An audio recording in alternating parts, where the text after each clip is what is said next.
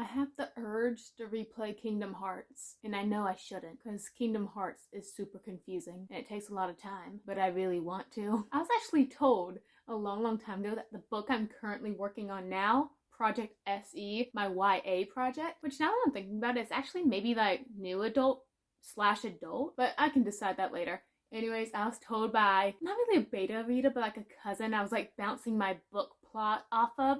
I was told that my book actually sounds a lot like Kingdom Hearts. And so I like played some games and I watched like the cutscenes and movies on YouTube for them. And I don't know if that's a compliment or not, likening my book to Kingdom Hearts, because like I said, the whole franchise is so confusing, yet somehow still cool. Confusing and cool, just like my book's mommy, me. What is up, you guys? Welcome to the TBR side of my bookshelf. This empty vessel is where I keep the books I'm going to read for the month. Got them right here in a little pile in front of me. So last month in January, I DNF'd like 6 books, and I don't like that, because I honestly don't know at this point if I was like verging into a reading slump or if these books were actually worthy of a DNF. So I've decided to limit my amounts of DNFs every month. I'm only allowed 2 DNFs per month. So if I use all those DNFs up, oh well, I gotta stick with it for the rest of the book, I guess. And it doesn't help that this month, in February, I picked out the books I don't want to read, except really quick. And then we're gonna talk about like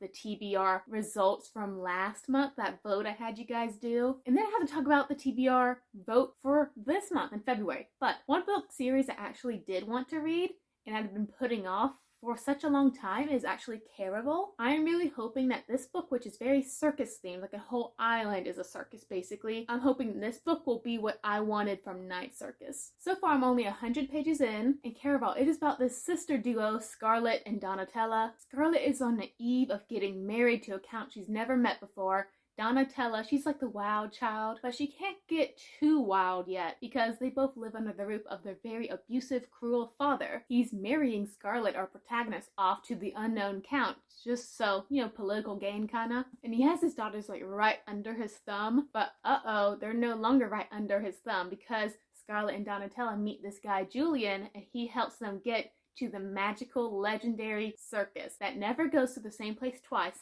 Caraval. Donatella's all for it. Scarlett is like, oh my gosh, our dad's gonna slit our throats. But she also can't help but get caught up in the whimsicalness that is Caraval. So far, I'm really liking it. I'm like just getting to like the cusp of the action.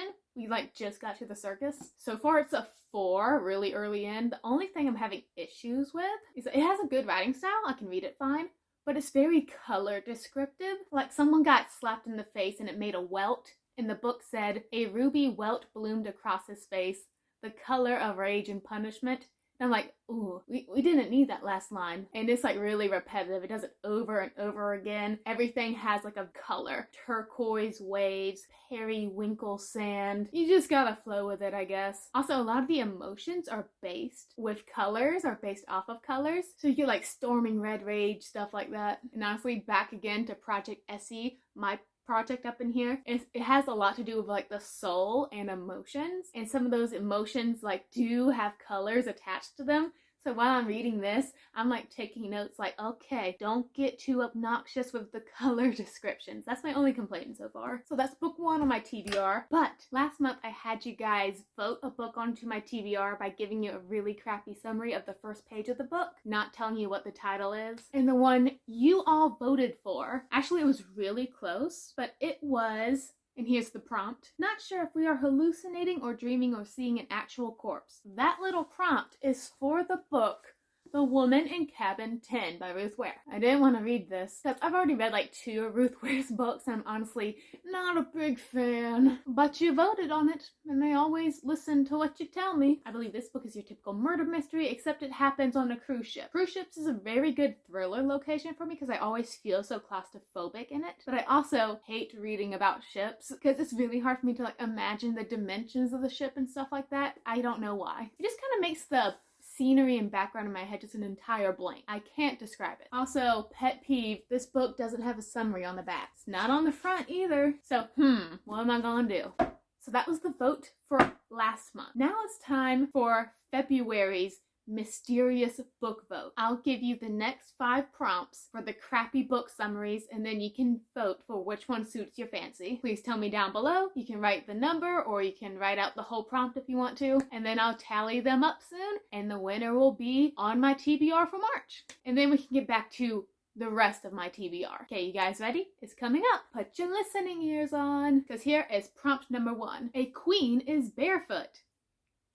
It wasn't a good first line. I couldn't do anything. Prompt number 2. Yo, Bunny's dead. I think we in trouble. Prompt number 3. Tell me a story? No, you're the book. Tell me a story. Prompt number 4. Wherever 4 turning is, they hung men real good there. And last week, number 5. I had no idea that an address could be fashionable. So that's what we have right now. Try to discern which one's the best read. Give me a good book. Because I don't really have an exciting TBR, at least in my opinion, this month. Because I picked out the books that I least wanted to read, which is weird because February is my birthday month. So you think I'd want to be really happy. Apparently not. That's not how I work. Because first up, I got The Maze Runner. You know, it was a movie. I bought the movie cover, even though I hate movie covers now, but I got this when I was like 12, I think.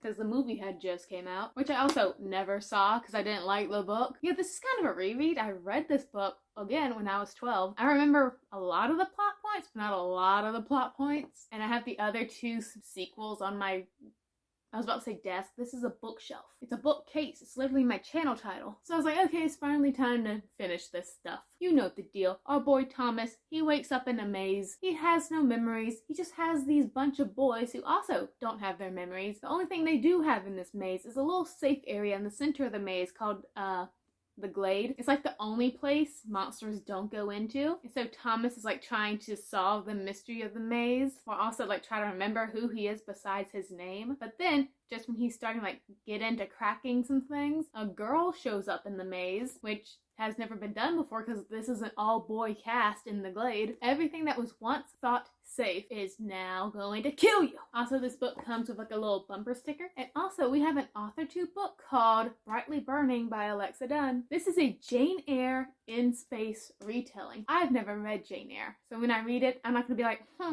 this wasn't a good retelling because so-and-so didn't do this like so-and-so in Jane Eyre did. I'm going to go into it like it's its own adventure and stuff like that. This book follows our girl Stella. She needs money, so she's decided to go on the ship Rochester, the spacey ship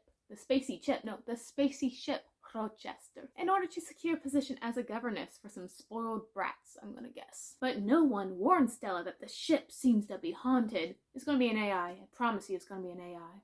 It's always the AI. Surrounded by mystery, Stella finds her equal in the brooding but kind 19-year-old Captain Hugo.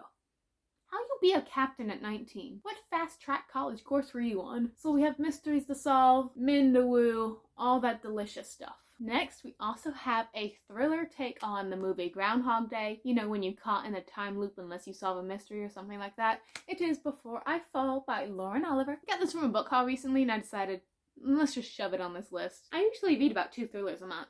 So this is good. Our main character, Samantha, keeps waking up on the same morning, and she keeps dying at the end of that same day. The cycle is continuing, and it's up to our girl to figure out what the heck is afflicting her and torturing her with this roundabout existence. Every time I flip open this book, I land on something nasty. First time I flipped on it, it was drug abuse. Now it's something about a condom. Ew.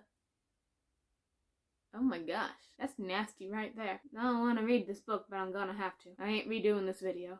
Ew. Pages 188 and 189 are really nasty. Just letting you know. And lastly, I have a book that has like a weird score on Goodreads. It's 3.44, so not doing that well. To me, 3.5 and above is good. It is Black Leopard and Red Wolf. I don't hear a lot of good things about this book, but somehow I bought it. Mostly because no one has said anything good about it. And also, it has a wolf. A wolf is my favorite animal, so I had to buy it. It's another African-inspired fantasy, I believe, just like Rage of Dragons, which I was mad about, so maybe you'll do better. And I'm also skeptical of you, because a lot of people don't like you. Wait, how many eyes are on this cover? 1, 2, 3, 4, 5, 6, 7. There's 7 eyes on this cover.